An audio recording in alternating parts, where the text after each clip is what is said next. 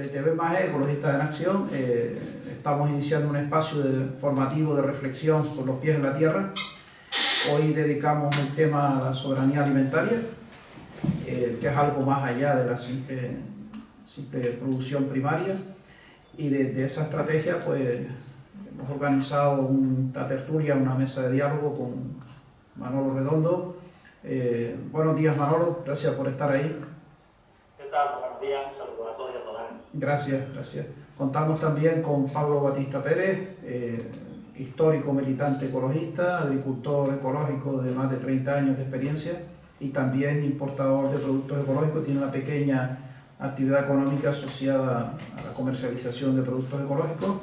Contamos también aquí en la sede de BMAG con Fernando, que es agricultor, economista también. Él coordina los grupos de consumo y también el colectivo de la red de Ecologistas en Acción, La Carrilla Verde, ¿no?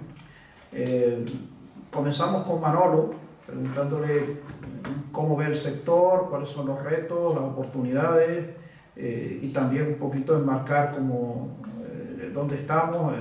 Manolo, cuando quiera. Sí, bueno, buenos días a todos, buenos días a todas. En primer lugar, darles las gracias al colectivo BMAG Ecologistas en Acción y en especial a Eugenio Reyes por contar conmigo, por contar con nosotros, un placer.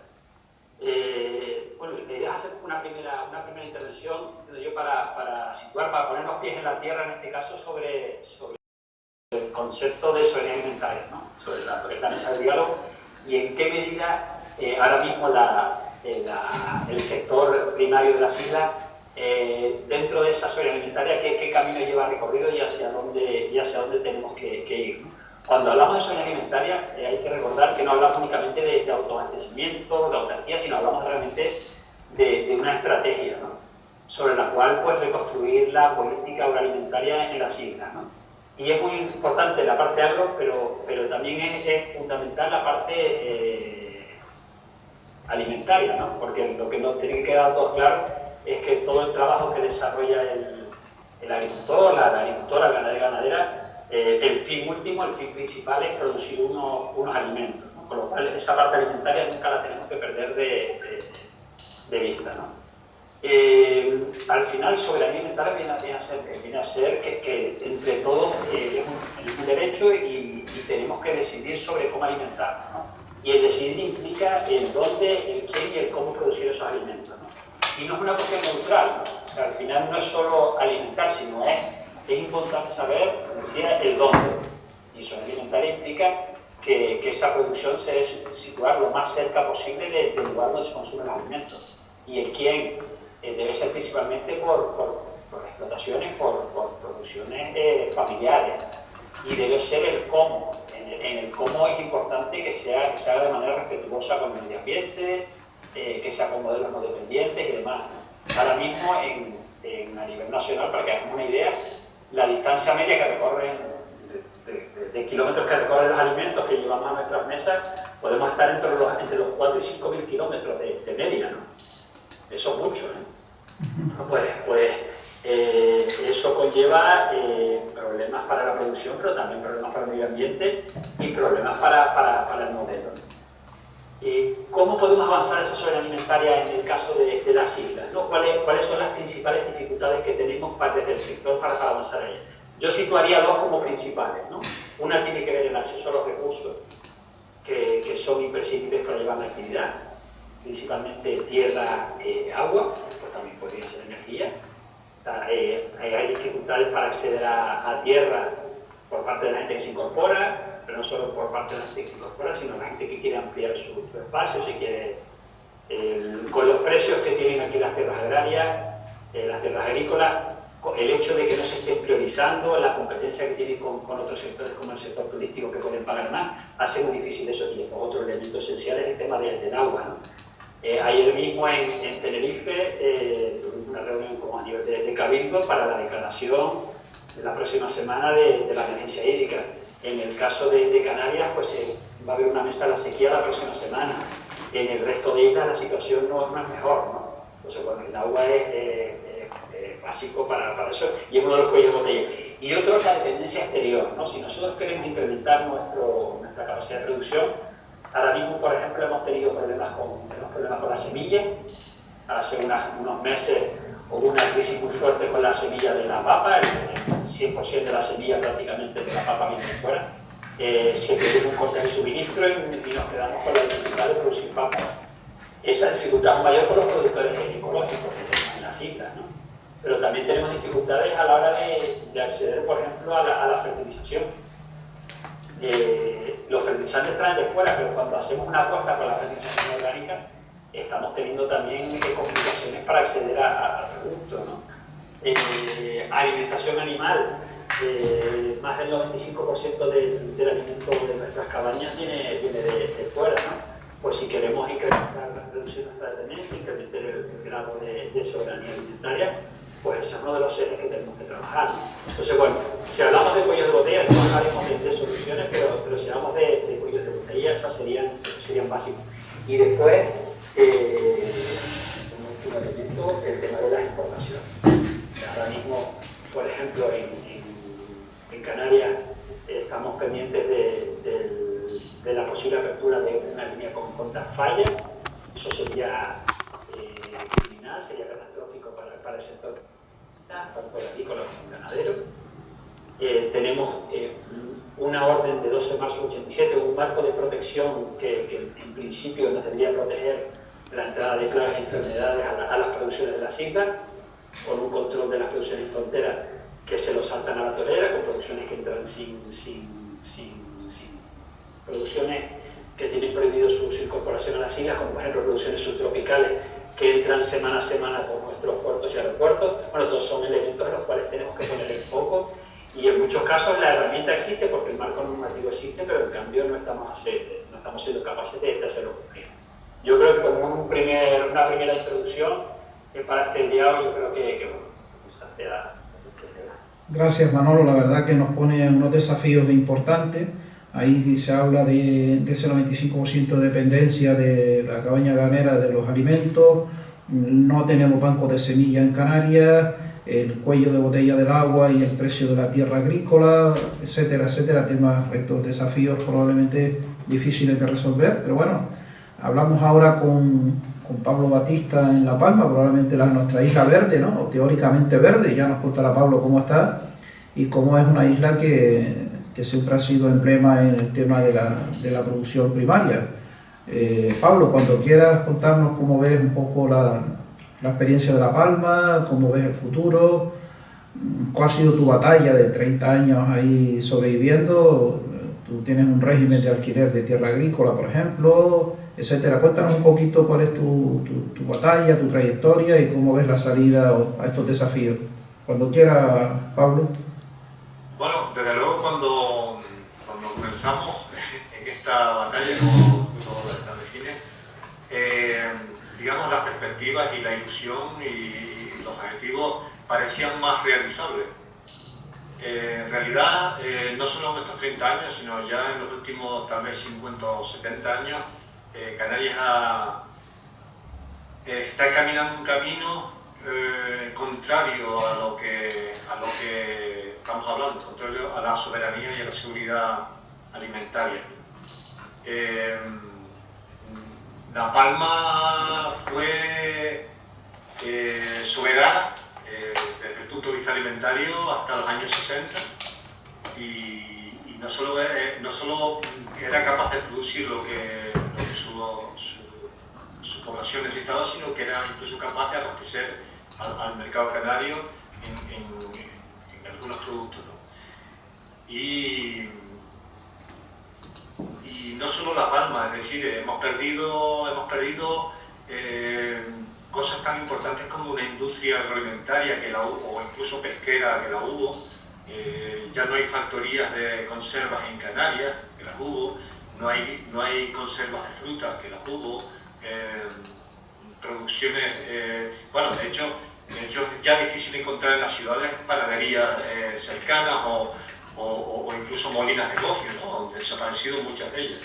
Entonces, todo este camino contrario, o sea, enlazando contrario a la soberanía alimentaria y a la seguridad, porque estamos estamos hablando también de que Canarias, su dependencia nos convierte en vulnerables, nos convierte en inseguros, desde el punto de vista en fin, de afrontar una situación crítica que puede ocurrir, ¿no? Todo este camino no es por casualidad, es decir, se han dado unas condiciones desde el punto de vista legal y fiscal que han propiciado este camino, este camino que deberíamos desandar. Ahí tenemos el régimen económico fiscal de Canarias, favorecedor de todo lo que antes comentaba Manolo, favorecedor de las importaciones, favorecedor de que el suelo no se contemple como un recurso agrario, sino como un recurso turístico o inmobiliario. Tenemos ahí el régimen específico de autoabastecimiento que en fin, condena en gran medida a las producciones locales. Y también tenemos una cosa que más allá de las leyes, más allá de los regímenes fiscales, que incluso tienen ya está puesto en el presupuesto del Estado, pero lo quieren incluso dejar blindado en la Constitución. Pero bueno, al margen de eso tenemos también una cultura que se ha ido, aparte de que se ha ido perdiendo la cultura de la cercanía, del tener las producciones a mano, la producción variada, la producción fresca, se ha ido también perdiendo la cultura de valorar al alimento como algo esencial. Es decir, la gente no se plantea si un móvil cuesta 1000 euros y si hay que comprar uno cada año, se desembolsa ese dinero muy a gusto, pero después esta misma persona va a un comercio donde compra alimentos y se plantea si el kilo de pera está por encima de 1 euro, ¿no? Entonces esta diferencia, digamos, de percepción del consumidor en cuanto al valor de las cosas es un tema cultural profundo que también habría que desandar. El camino que hay que desandar es muy largo y la verdad es que no soy muy optimista al respecto, ¿no? Por eso yo a día de hoy la soberanía alimentaria no la plantearía como una meta, sino más bien como un camino. Es decir, un camino forjado a base de decisiones casi del día a día de los consumidores, de los agricultores, en fin, de la gente más bien que no tenga más poder que el de sus pequeñas decisiones diarias. Porque no veo que el panorama político, jurídico y económico vaya a cambiar, por lo menos en el corto plazo que esto requiere. ¿Qué supone eso? Bueno, pues supone esfuerzos cotidianos de toma de decisiones, supone que... Disculpe, he perdido un poquito el hilo y no sé si... No te preocupes, no te preocupes. Vale. No, estábamos un poco recapitulando, si quieres, las cosas que comentas, Pablo. Sí. Hay ahí un elemento importante que tú añades, ¿no? Y es la necesidad de una nueva cultura, ¿no? Una nueva cultura basada en entender los precios nuestros. Cuando alguien compra productos de aquí, el empleo se crea aquí. Cuando tú compras productos de afuera, el dinero se va afuera y al final son nuestros hijos, nuestros nietos, nuestros amigos, nuestros vecinos, nuestros familiares los que están en paro y después tenemos que buscar otros recursos, ¿no? O sea, generar una economía local nos empodera. Y luego otro tema interesante que anunciaste por ahí, el tema de los riesgos, ¿no? Donde hablabas de las importaciones, ¿no? Antes lo citaba también Manolo, ¿no? El tema de que el verano pasado una crisis de suministro de semilla de papa y Solo imaginemos que cualquiera de todos los alimentos que plantamos en Canarias, de repente el mercado dice, no tengo semillas, ¿no? Aquí no nos comemos las piedras unos a otros, los bloques de los apartamentos, de los hoteles, ¿no? O sea, la fragilidad, la vulnerabilidad del sistema es enormemente profunda, ¿no? Y necesita medidas profundas también, ¿no? Estamos hablando de esos aspectos, ¿no? Si quieres vamos a escuchar también un poquito a Fernando, economista, coordinador del colectivo La Carrucha Verde, impulsor de los grupos de consumo, esa propuesta de la mesa al campo, del campo a la mesa, ¿no? De ese vínculo directo con esa línea llamada de productos de kilómetro cero. Fernando, ¿qué es eso de los productos de kilómetro cero? ¿Cómo lo estás practicando? ¿Qué dificultades estás encontrando? ¿Cómo ves el tema del futuro de los productos de kilómetro cero como una vía de lucha o de avance de estos grandes desafíos? Sí. Bueno, buenos días, muchas gracias también, me sumo a esta invitación, aunque somos de la casa, ¿no? Y bueno, lo primero, decir que un poco uno de los objetivos que quiero transmitir es la capacidad que tenemos. Ese es uno, el poder que tenemos desde los consumidores y desde proyectos, desde la producción hasta el consumo. Hay muchísimo que podemos hacer y no esperar a que hagan, ¿no? Esa es un poco una de las ideas, ¿no? Quería solo muy brevemente contextualizar un poco a nivel planetario, pero muy de pasada, diciendo que, por un lado, la importancia que tiene el sistema alimentario desde el punto de vista de las emisiones de gases de efecto invernadero. La mitad del partido se juega en el sector alimentario, es decir, el 50% aproximadamente. Por lo tanto, cuando pensamos en medidas, ¿no? Sea de coger el transporte público, que está muy bien, coger la bicicleta, caminar, instalar una placa fotovoltaica, me parece muy interesante, muy importante, pero aproximadamente el 50% de las emisiones de gases de efecto invernadero de origen antropogénico son del sector alimentario, 18% por las reforestaciones, que son emisiones indirectas porque dejan de secuestrar el carbono, el 15% del sistema agrícola en sí mismo, y en ese 15% están pues la fertilización inorgánica de nitrógeno que emite óxido nitroso en la atmósfera y es bastante grande. Dentro de esa forma de producción tenemos el tema de digo sobre todo el agronegocio, ¿no? Las aviones que rocían, los pesticidas, la maquinaria, etc., ¿no? Después ya bajamos a temas como el transporte kilométrico, hablamos de los envasados, hablamos de la refrigeración, hablamos especialmente de la ganadería intensiva también, ¿no? Que tiene mucho que ver con las deforestaciones también. De tal manera, que simplemente es nombrarlo de pasada, que el clima depende muchísimo de cuando nos sentamos 3 veces en la mesa a comer al día. Por lo tanto, una de las ideas que quiero transmitir es que mucho podemos hacer y mucho tiene que ver el planeta con las decisiones de consumo en la alimentación, ¿no?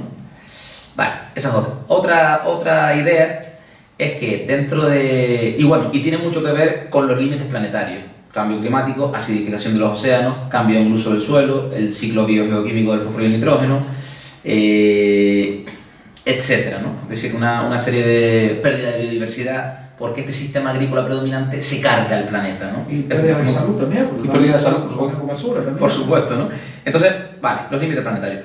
Otra cosa muy de pasada es que hay una fe en la transición, la llamada transición ecológica, a base de mantener el mismo chute, el mismo nivel de consumo, pero pasándolo todo a energías renovables, y estaría muy bien, es muy interesante para quien le interese ver charlas, por ejemplo, sobre Alicia Valero, que está en el CIRSE, el Centro de Investigación de Recursos Energéticos en España, o estudios como el del Instituto Español de Estudios Estratégicos también, donde se habla que con este aumento del 10% de la demanda de tierras raras, a mitad de siglo, algunas se habrán agotado. Minerales muy escasos que encima, por la ley mineral, cada vez son más costosos en un contexto, extraerlos en un contexto de menos recursos fósiles para extraerlos, de tal manera que lo que se podría llegar a considerar sostenible desde el punto de vista de las emisiones se vuelve insostenible desde el punto de vista de los recursos minerales no energéticos, ¿no?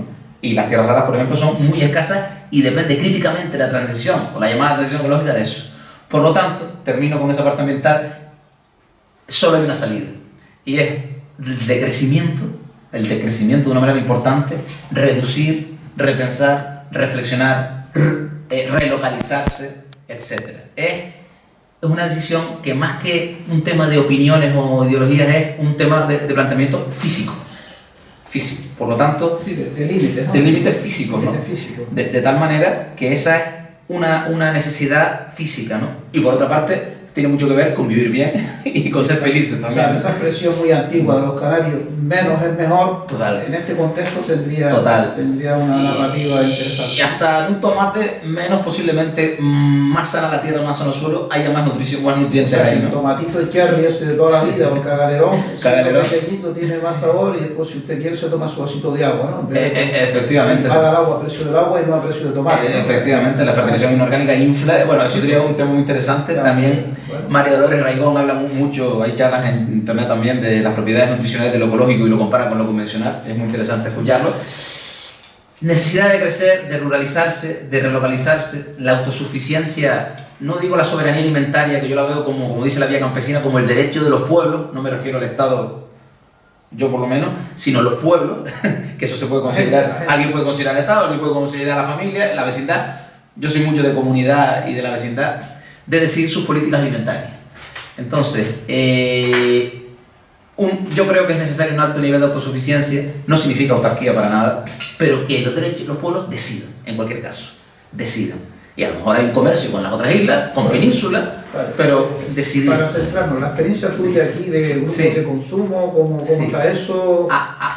¿Qué es eso del grupo de consumo? Ahí va, ¿no? Desde este contexto, ¿no? Y de la necesidad de desarrollar los saberes para la vida, cuidar el suelo, que secuestra mucho carbono, el agua, los bosques, los conocimientos ancestrales, que no solo se erosiona el suelo, sino en los saberes, en la erosión de la vida en comunidad, que me parece fundamental, y temas como la bioconstrucción para el futuro, pues esto es fundamental. Entonces, dentro de una dimensión que no se suele hablar y que me parece fundamental, que es la dimensión comunitaria de los proyectos, para todo, financiación, la vivienda, la movilidad, reducir coches, etc. Una de ellas es la alimentación. Y dentro de la alimentación, pues allá voy.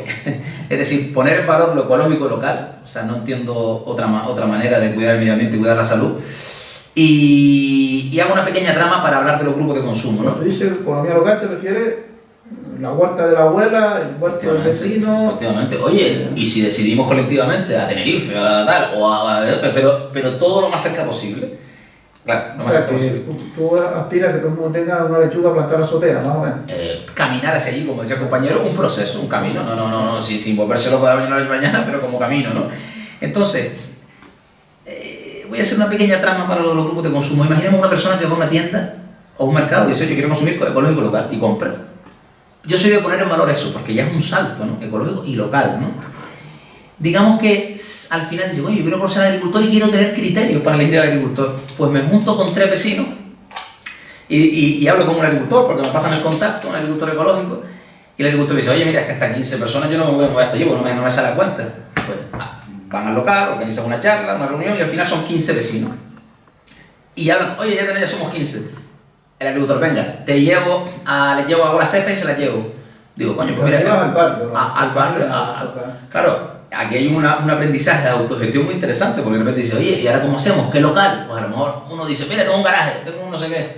Pues aparece el local, aparecen las 15 personas, el agricultor empieza a llevar la cesta, y de repente alguien dice, coño, está trabajando demasiado, ¿por qué no hacemos la cesta nosotros? Oye, pues mira, otro saltito que hacemos, los consumidores le lleva a granel y los consumidores hacen la cesta. Venga, ya estamos subiendo en un tema de mayor solidaridad entre la producción y el consumo, ¿no? Imaginemos también que sigue esto y los consumidores dicen, coño, a veces está alto y a veces está bajo el producto. Pues dice, oye, ¿por qué no planificamos con este productor o con varios y pactamos precios y producción?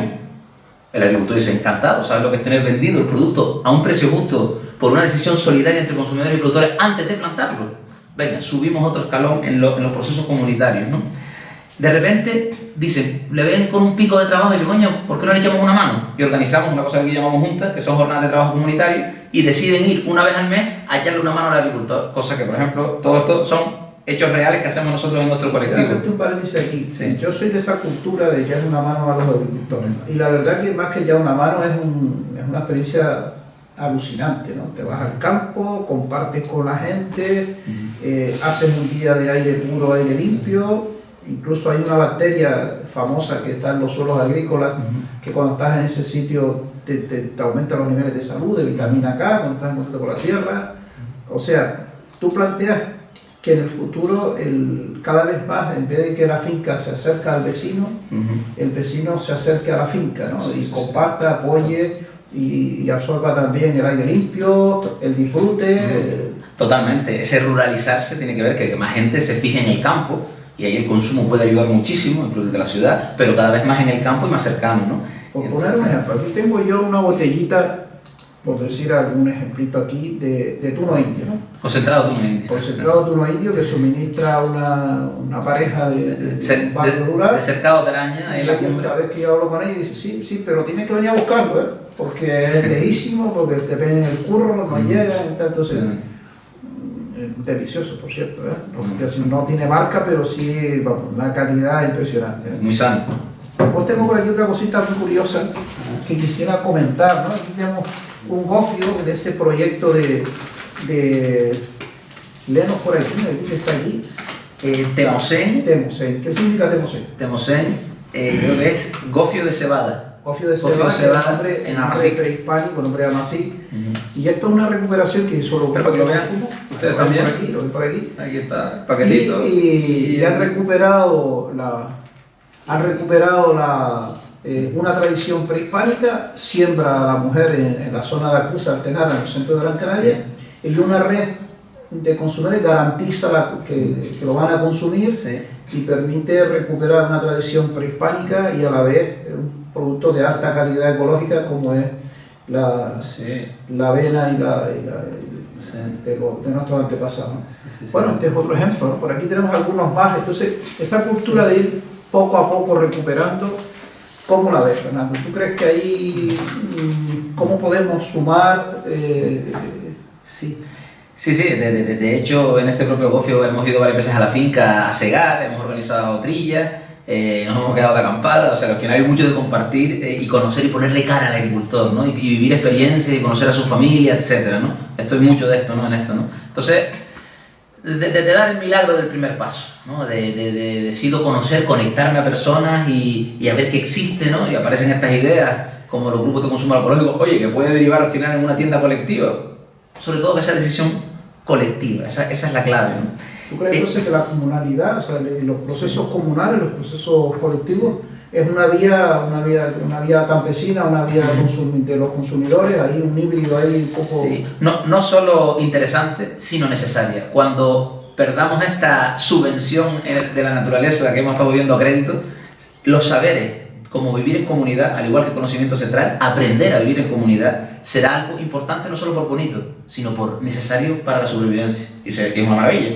pero es un saber necesario. Hacemos una segunda ronda de pasada. Manolo, gracias por estar ahí. ¿Tú alguna cosa que quisieras matizar, que aportar, que comentar, que poner en valor de lo que han compartido los compañeros? Manolo, cuando quieras. Como diálogo, cuestiones, ¿no? Cuestión que comentaba antes Pablo. Efectivamente, el marco normativo, el marco legislativo condiciona, pero hay margen para participar para intentar que la política que tiene que ver con las decisiones que se toman y las leyes que tienen que ver con agua, como la organización sectorial, con lo que sea, al final se adecua un poco más a lo que queremos. Un aspecto clave, por ejemplo, que hemos identificado es el tema de la educación. La educación es una cuestión básica. Desde COAG, a partir de un trabajo que se hizo previo de análisis de contacto, entre otros, a nivel nacional, con Ecologistas en Acción, con colectivos de profesores, con colectivos de universidades, con un montón de ámbitos, pues vamos a sacar una propuesta esta semana. Esta semana se presentó aquí en Canarias, la primera comunidad autónoma que se presenta. Estuvimos en el Parlamento hace 2 días.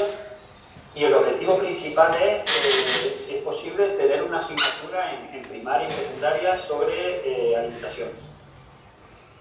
No sobre agricultura, sino sobre agroalimentación. Porque es básico para la salud, porque igual que hay una educación física, porque es básico para la salud, la alimentación al final es el elemento que hace que la gente pueda vivir años, tenga salud y al final estamos hablando de la biodiversidad de cuestión.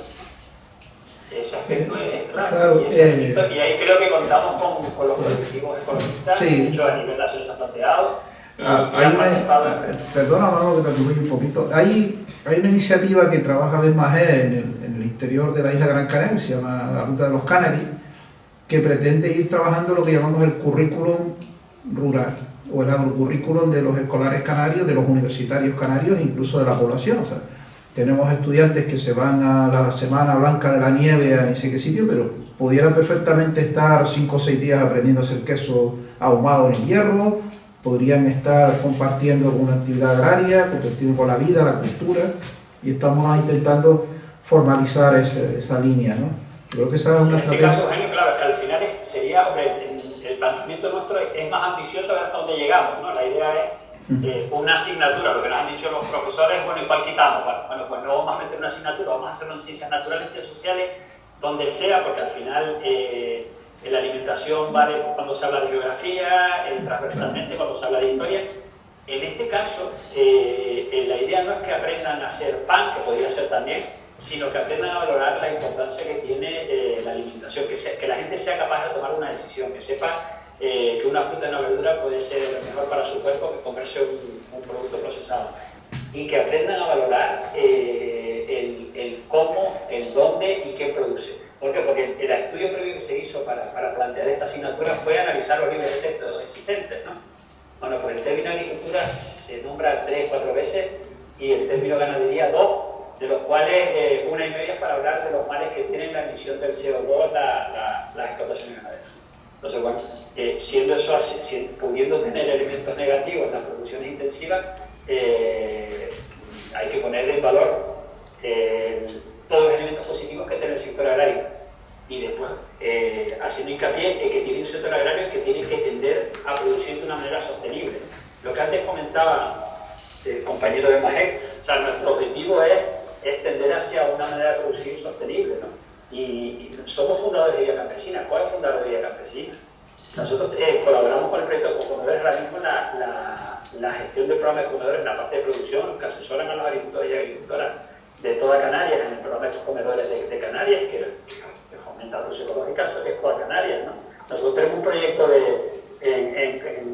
se llama Agricultura Mucho Más en el Cabildo de Gran Canaria, o en La Laguna, pero con todo eso y con la experiencia que tenemos, sabemos que es una transición, o sea, tenemos que dar de comer a todos, somos capaces de dar de comer de la manera que tú planteas a 2 millones de personas en las islas o a casi 50 a nivel nacional a día de hoy.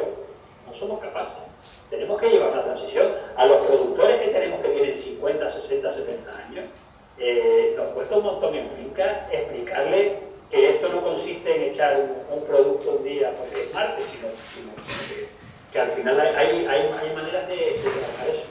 Y la gente produce mucho mejor ahora que lo que se producía hace 5 o 10 años. Hay un esfuerzo enorme. Y después también, con respecto a lo que planteas, que es una de las... y termino. Pacto Verde, Agenda 2030. Nosotros de cuándo defendemos que los agricultores y los ganaderos tienen un papel fundamental en la gestión medioambiental. Pero no nos olvidemos que después, lo que está pasando ahora es que cuando nosotros tenemos cada vez mayor exigencia, competimos en los puntos de venta con producciones que vienen de otros países que no tienen ningún tipo de estándares medioambientales, laborales. ¿Eso cómo lo solucionamos? Hay que plantear propuestas para eso también, no más allá de que el objetivo, el fin, tengamos muy claro cuál es. Qué bueno, gracias por tu reflexión. Comentar que las propuestas que hemos lanzado la Federación Ecologista Canaria es más en la línea del currículo, ¿no? El currículo, por ejemplo, en un ejemplo de matemática podemos calcular la diferencia entre un producto de cercanía y un producto lejano. En lengua podemos hacer una narrativa de una poesía de un pastor de la cumbre de La Palma, podemos recoger un poema histórico de los pastores de Fuerteventura, podemos coger narrativa y literatura, ¿vale? O sea, que realmente la idea del currículum es más bien un semillero de oportunidades en cada una de las asignaturas. Yo creo que por ahí hay margen para ser creativos. Necesitamos formar a los profesores en esta línea también los profesores necesitan un agrocurrículum, un agro en su formación. Pablo, tú querías comentar algo relacionado con esta parte ya más que estamos cerrando de las alternativas, de las vías. Aquí tenemos con nosotros hoy una cesta maravillosa de productos ecológicos, tenemos cerveza El Lobo, artesanal. Sé que en La Palma hubo mucha tradición de cervezas artesanales. Esta sidra de Valle Seco. Sidra Valle Seco, tenemos un puñado de almendras de la Laguneta. De la Laguneta. Todo tiene cara, nombre y lugar. Humano, tiene gente que lo vive, ¿no? Hay otra propuesta por ahí que se trabaja, Pablo, que antes de... Especialmente conoces el caso nuestro, es decir, nosotros tenemos una finca más bien de frutal ecológico y todo se aprovecha, es decir, la producción que no se vende en fresco se seca y tenemos plátano, manga seca y... Sí, una de siempre me ha impresionado de ti, Pablo, la capacidad de innovar, ¿no? Fue de los primeros que empezó a comercializar esa delicia, ese sustituto de miles y miles de caramelos que es el plátano seco, ¿no? Y tienes la máquina ahí en medio de la finca. La idea de que, bueno, que la peladura del plátano además la aprovecha una oveja que además produce un estiércol y que retorna a la finca, es decir, la idea, la teoría la llevamos a la práctica, pero sí es cierto de que todo esto constituye un conjunto de proyectos bonitos, pero muy, seamos conscientes, muy minoritarios, ¿no? Como decía Manolo, llevar lo que es la seguridad alimentaria y la soberanía alimentaria para atender al pueblo objetivo, que en este caso sería el pueblo canario, de 2 millones de personas, más una población también flotante de turistas y demás, pues se me antoja bastante lejana ese objetivo, ¿no? Entonces, la casualidad ha querido que hoy, 1 de marzo de 2024, se cumpla precisamente un año de la publicación en el Boletín Oficial de Canarias de la Estrategia Canaria de Soberanía Alimentaria, que fue una resolución de presidencia del gobierno hace un año. Entonces, ahí está... En realidad está recogido, en la teoría está recogido todo lo que estamos hablando, ¿no? Lo que pasa es que estas pequeñas pinceladas que de vez en cuando aparecen desde las administraciones no vienen cubiertas digamos, de los mecanismos adecuados o incluso las modificaciones que sean necesarias para lograr digamos, los objetivos que en esa resolución de hace un año se ponían, ¿no? Entonces, bueno, quizá, o sea, aunque pongamos mucha ilusión en nuestros proyectos y algunos, no solo la ilusión, sino la vida misma, o sea, llevar 30 y pico de años en esto es haber puesto mucho digamos, de tu vida en este esfuerzo. Pero no deja de ser una cosa minoritaria y además con bastantes dificultades de permanencia, ¿no? Si las condiciones que se están dando no cambian, ¿no? O salvo que de sopetón, es lo peor que podría pasar, de sopetón tengamos que tirar de nuestros recursos para sobrevivir, ¿no? Bueno, una crisis global nos puede poner en ese brete de la necesidad de buscar alimentos de donde sea. Hay cosas que están pasando horribles, es decir, la agricultura canaria está enfocada en su mayor parte a una exportación subvencionada, que subvenciona la producción, se subvenciona el transporte, se subvenciona incluso los costes ambientales que supone, en el sentido de que no se están cobrando, el consumidor no paga por los costes ambientales de la producción y el transporte de sus alimentos, y sin embargo se está subvencionando al mismo tiempo pagar lo que sobra de esos alimentos que se tiran a, digamos, sí, en ese dato, Manolo, las miles de toneladas de plátanos, por ejemplo, que estamos tirando todos los años, porque porque el mercado no da más de sí. Pablo, hay un dato interesante, digo, para reforzar eso que tú comentas, ¿no? En el 2022 se hablaba de unas 30 millones de kilos de plátanos que se tiraron, ¿no? Eso a los 300 litros de agua que supone cada kilo de plátano, supone el 4% del consumo del agua urbana al año. O sea, estamos tirando por sobreproducción y sobresubvención del plátano, muchísimos plátanos que tienen una huella hídrica equivalente a los que estamos tirando en torno al 4% del consumo de agua doméstica urbana, ¿no? O sea que al final estamos con un modelo de sequía y a la vez una sequía mental de irresponsables que subvencionamos plátanos para luego tirarlos a la basura porque hay demasiada producción, etc. O sea, ese es un ejemplo de también cositas a corregir, ¿no? El tema de la huella hídrica que no hemos tenido oportunidad de desarrollar en esta primera tertulia. Perdona, Pablo, pero te interrumpí. No, está muy bien la puntualización y relacionar esos kilos de plátano tirados con el agua tirada. O sea, que tiramos todos los años, ¿no? O sea, que tiramos el todos costo los de años. oportunidad precisamente de poder abastecer el mercado canario de otros productos que estamos importando. Es decir, no sé dónde debe estar digamos, la manera de romper esta dinámica, ¿no? Ahí están las organizaciones, están digamos, los grupos ecologistas, las organizaciones agrarias, para tratar, me imagino yo, de alguna manera, de que en fin, de romper este sinsentido, ¿no? Muy bien.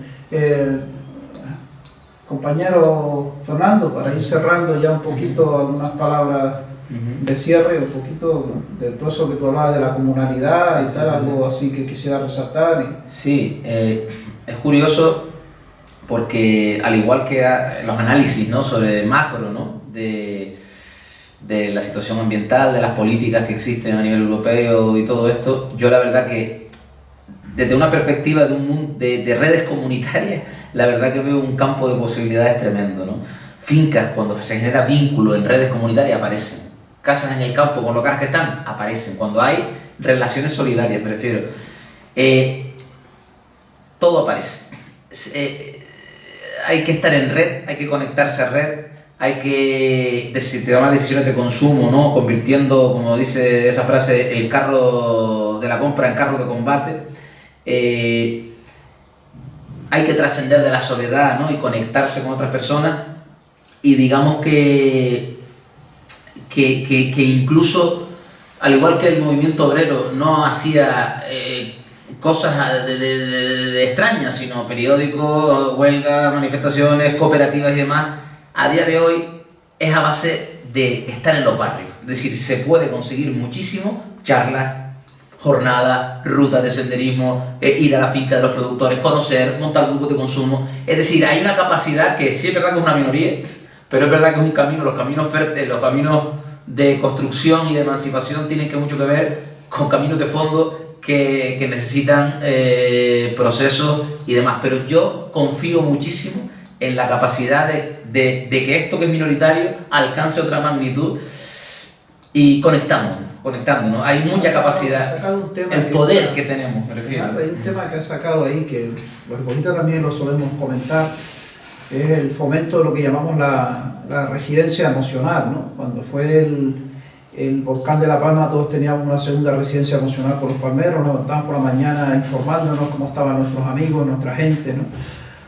Estamos intentando que la sociedad urbana tenga un segundo currículum emocional con el campo, ¿no? Es decir, coño, yo tengo amigos en San Mateo, tengo amigos en los Llanos de Aridane, tengo amigos en Tasarte, tengo amigos en La Oliva, en Fuerteventura, y tengo una relación emocional con ese espacio y esa cultura, ¿no? Y eso hay que construirlo, porque eso es lo que realmente, porque al final los intercambios de la soberanía alimentaria tienen que ver también con valores emocionales, de sentirse en la otra parte, ¿no? Sentirse en la piel del otro, ¿no? La piel del otro, ¿no? Y yo siempre pongo un ejemplo curioso de los pajoreros, ¿no? Hasta hace poco estaba en Fuerteventura hablando con un pastor, un señor que tiene una actividad económica turística muy fuerte, que es con camellos y tal, ahí en la Lajita, ¿no? Y de repente lo veo al hombre agobiado y dice, no, es que quiero buscar un sitio donde plantar, porque he traído unos monos aquí a este sitio como souvenir turístico, ¿verdad? Pero yo quiero darle de comer a mis monos, yo no puedo depender del mercado. O sea, ese hombre mayor, yo voy a buscar un trozo de tierra, porque porque esta gente tiene que comer aquí, ¿no? Y entonces, a través de sus vínculos emocionales, localizó pastores, localizó gente, localizó tal, y han hecho un intercambio y están empezando a producir alimentos para su propiedad. Y yo le pregunté, ¿pero está calculado si más caro? Y dice, es que ni me voy a meter en eso, no me interesa. A mí me interesa el vínculo emocional que tengo con mis amigos, a mí no me interesa que mi riqueza se quede en Fuerteventura. Y así me lo decía, o sea, que ni se le ocurrió, no contrató un economista para ver si era más rentable traer el grano de Tasmania, no, ¿entiendes? Lo tenía clarísimo. Y lo tenía clarísimo desde la perspectiva emocional de su isla, de su espacio, de sus seres queridos, de sus amigos, y eso es la comunalidad que tal vez, la agrocomunalidad, vamos a necesitar por ahí, ¿no? Sí. En ese sentido, compañeras, compañeros que nos están oyendo, que están en este primer debate, solo es un primer plato, ni siquiera un primer plato, un aperitivo, para que todos en casa debatamos, buscamos fórmulas, buscamos soluciones, organícese en los barrios, organícese en el medio rural, porque el reto es maravilloso y va a depender de que nosotros mismos nos empoderemos. Gracias por este debate, gracias Manolo, gracias Pablo por tu tiempo. Sé que a un agricultor quitarle tiempo es un delito, ¿no? Esté aquí sentado hablando, gracias Fernando también por las aportaciones y el tiempo que nos dedica. Y atento porque seguiremos reflexionando sobre temas estratégicos, el modelo energético, el modelo territorial, la cultura, qué tipo de cultura, lo que es la cuidadanía, cómo cuidarnos, en vez de ser ciudadanos, probablemente en el futuro necesitaremos ser cuidadarnos unos a otros, cuidar el planeta, cuidarse. Hay nuevos retos que en el siglo XXI, cómo abordar el turismo, y estos últimos días hemos conocido la posible demolición de un hotel ilegal que estaba dentro de las dunas de Corralejo, cómo reubicar esa población que entra en paro, en fin, un montón de retos maravillosos y difíciles a la vez, son prácticamente desafíos, como decimos los ecologistas, pero ahí estamos y contamos con la complicidad de todos ustedes para avanzar en esta línea. Un abrazo y gracias por escucharme.